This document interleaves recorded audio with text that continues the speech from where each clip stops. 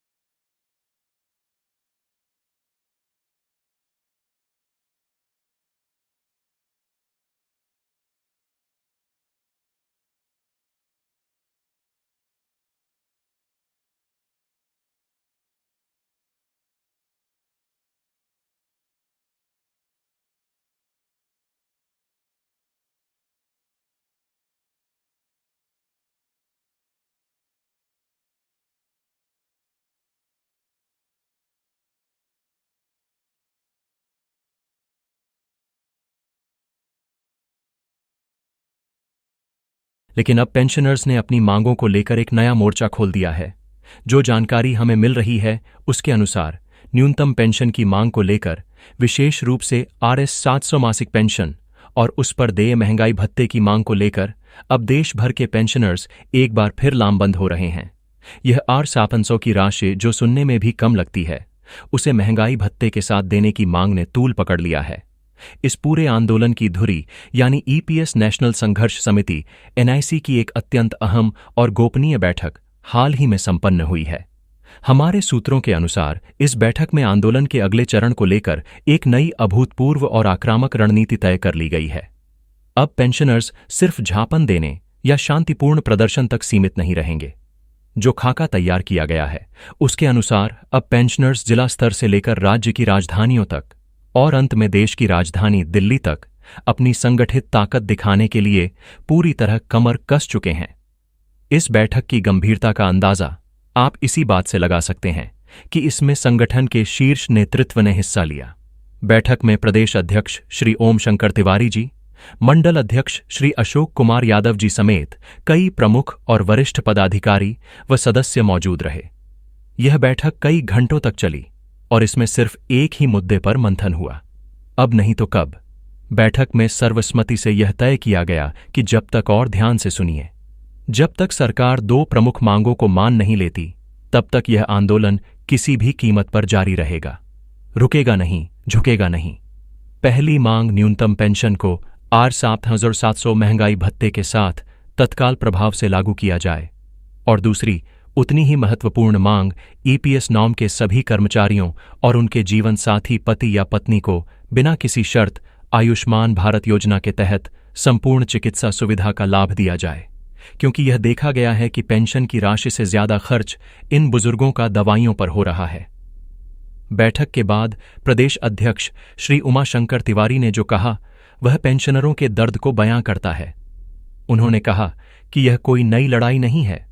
पिछले 8 सालों से, जी हां 8 लंबे वर्षों से पेंशनर्स देश के हर कोने से, जम्मू से लेकर कन्याकुमारी तक और गुजरात से लेकर अरुणाचल तक अपनी आवाज उठा रहे हैं। ऐसा कोई दरवाजा नहीं है जो खटखटाया ना गया हो। PF कमिश्नर के दफ्तरों से लेकर देश के श्रम मंत्री, वित्त मंत्री और यहां तक कि स्वयं देश के प्रधानमंत्री तक से कई दौर की, अनेकों दौर की बातचीत हो चुकी है। आश्वासन भी मिले, वादे भी हुए, कमेटियां भी बनी, लेकिन नतीजा अब तक सिफर है, शून्य है। ढाक के 3 पात हैं। इसी बीच संगठन के राष्ट्रीय अध्यक्ष, जिनकी आवाज आप इस चैनल के माध्यम से सुनते हैं, हम सबके नेता कमांडर अशोक रावत जी और संगठन के महासचिव श्री वीरेंद्र सिंह राजावत जी ने भी स्पष्ट कर दिया है। उन्होंने बताया है कि यह आंदोलन अब अपने निर्णायक दौर में, यानी फाइनल फेज में पहुंच चुका है। यह करो या मरो की स्थिति है, और अगर सरकार ने इस बार भी इन स्पष्ट चेतावनियों के बाद भी पेंशनरों की मांगों की अनदेखी की, उन्हें नजरअंदाज करने की भूल की, तो इसका परिणाम गंभीर होगा। देश भर में इतने बड़े स्तर पर प्रदर्शन किया जाएगा जिसकी सरकार ने कल्पना भी नहीं की होगी। संगठन के राष्ट्रीय सलाहकार श्री राजेश कुमार शुक्ला जी ने भी इस रणनीति पर अपनी मुहर लगाते हुए कहा कि सरकार की सबसे बड़ी गलतफहमी यह है कि पेंशनर्स बिखरे हुए हैं, लेकिन अब पेंशनर्स अतीत की तुलना में कहीं ज्यादा एकजुट हैं, संगठित हैं। वे सिर्फ संख्या बल के साथ नहीं, बल्कि संगठित रहकर एक आवाज में, एक सुर में आगे बढ़ रहे हैं। और जब संगठन और एकता होती है तो जीत ज्यादा दूर नहीं होती। इस बैठक में मंडल सचिव श्री झूप सिंह परिहार जी और कई अन्य वरिष्ठ पेंशनर्स भी मौजूद रहे, जिन्होंने एक स्वर में कहा कि अब धैर्य का बांध टूट चुका है। अब वक्त आ गया है जब सरकार को यह दिखाना होगा, यह साबित करना होगा कि वह अपने उन बुजुर्ग कर्मचारियों की, जिन्होंने अपनी जवानी के 30 से 40 साल देश के निर्माण में लगा दिए, उनकी कितनी परवाह करती है, या यह सरकार सिर्फ जुमलों और वादों की सरकार है। यह तो थी पहली खबर जहां आंदोलन की आग एक बार फिर सुलग उठी है। अब हम चलते हैं आज की दूसरी बड़ी खबर की तरफ, जो इस आंदोलन के राजनीतिक और सामाजिक प्रभाव को दर्शाती है। यह दूसरी बड़ी खबर पेंशनर्स और सरकार के बीच जो खाई, जो दूरी, जो तनाव पैदा हो गया है, उसे खुलकर सामने लाती है। दोस्तों, EPS 95 पेंशन का मुद्दा अब सिर्फ आर्थिक नहीं रहा, यह एक राजनीतिक और भावनात्मक मुद्दा बन चुका है। पेंशनर्स और सरकार के बीच का तनाव अब बंद कमरों की बैठकों से निकलकर खुलकर सामने आ चुका है। एक वरिष्ठ पेंशनर श्री शशि नायर जी ने हाल ही में एक बयान दिया है जो इस पूरे असंतोष का प्रतीक है। उनका कहना है कि यह सिर्फ सरकारी क्षेत्र की बात नहीं है, बल्कि निजी क्षेत्र के कर्मचारी और पेंशनर, वे सभी जो इस EPS मैडनफ की पीड़ा से पीड़ित हैं, अब सत्तारूढ़ दल के खिलाफ, यानी मौजूदा सरकार के खिलाफ लामबंद हो चुके हैं। क्यों? वजह साफ है। श्री नायर ने कहा कि पिछले कई सालों से, विशेषकर पिछले 8-10 सालों से पेंशनरों को सिर्फ वादे मिल रहे हैं, सिर्फ आश्वासन मिल रहे हैं, लेकिन अमल यानी एक्शन के नाम पर कुछ नहीं हो रहा है। उन्होंने कहा कि सरकार ने एक बार नहीं, कई बार भरोसा दिलाया, कई बार कहा कि हम विचार कर रहे हैं, हम सहानुभूति रखते हैं, लेकिन आज तक कोई भी एक ठोस कदम, एक कंक्रीट फैसला नहीं लिया गया जिससे पेंशनरों को जमीनी स्तर पर कोई राहत मिल सके। अब स्थिति यह है कि पेंशनर्स यह मान चुके हैं, उनका धैर्य जवाब दे चुका है, और वे यह समझ चुके हैं कि अगर उन्हें उनका संवैधानिक हक, उनका अधिकार शांति से नहीं मिला, तो वे आने वाले चुनावों में, चाहे वह विधानसभा चुनाव हो या देश का आम चुनाव, वे सरकार को अपने वोट की ताकत से जवाब देंगे। और सरकार को इस चेतावनी को हल्के में नहीं लेना चाहिए। यह कोई छोटी मोटी संख्या नहीं है। देश भर में आंकड़ों के अनुसार करीब 78 लाख पेंशनर्स और उनके परिवार इस समय इस एक मुद्दे पर एकजुट हैं। अगर हम एक परिवार में औसतन 3 वोट भी माने तो यह संख्या 2 करोड़ को पार कर जाती है, जो किसी भी चुनाव का रुख पलटने के लिए काफी है। पेंशनरों का दर्द वास्तविक है।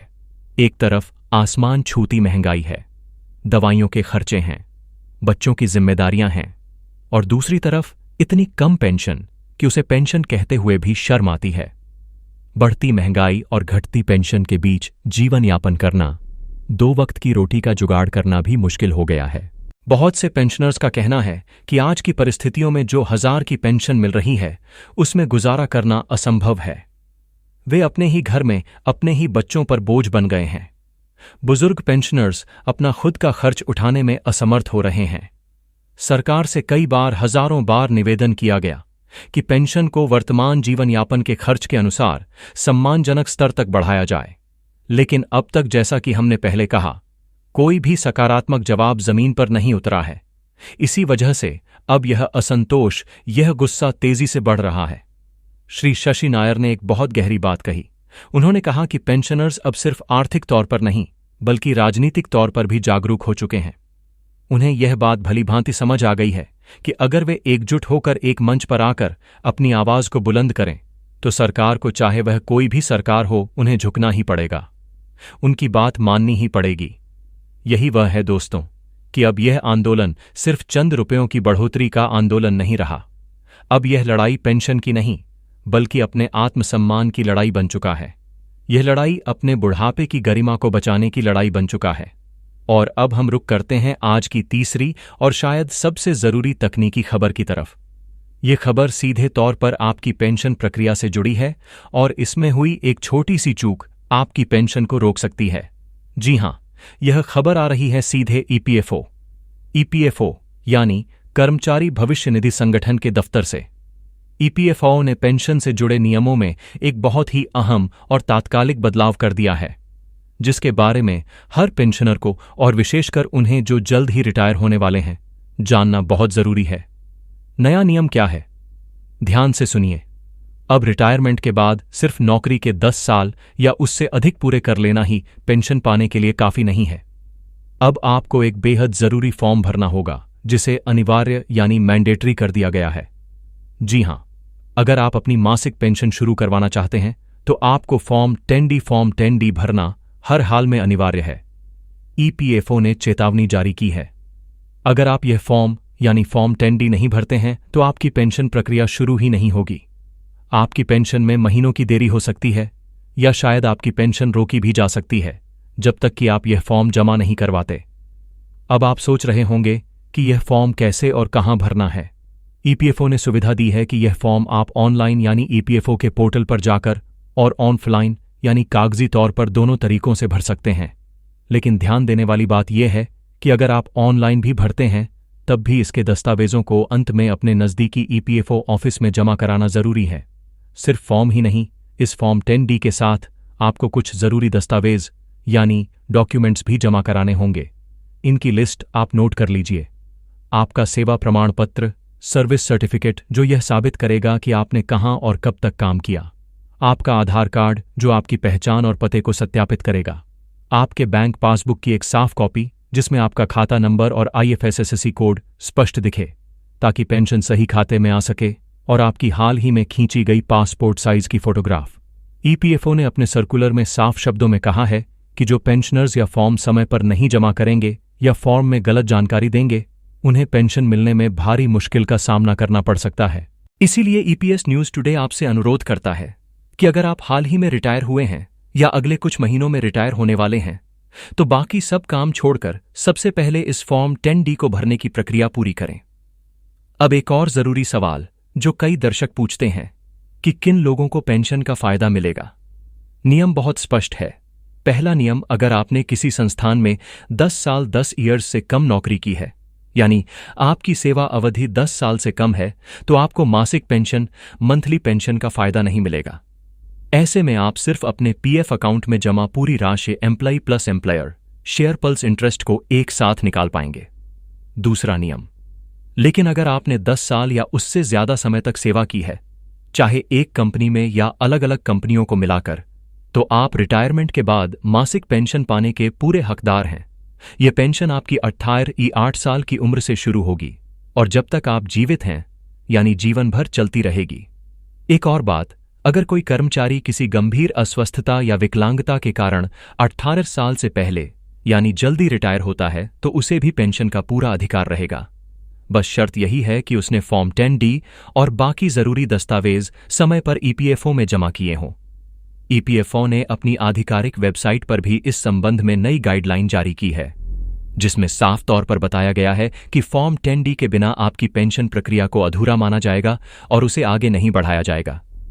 अगर किसी पेंशनर को किसी बुजुर्ग साथी को यह फॉर्म भरने में कोई परेशानी आ रही है तो घबराएं नहीं।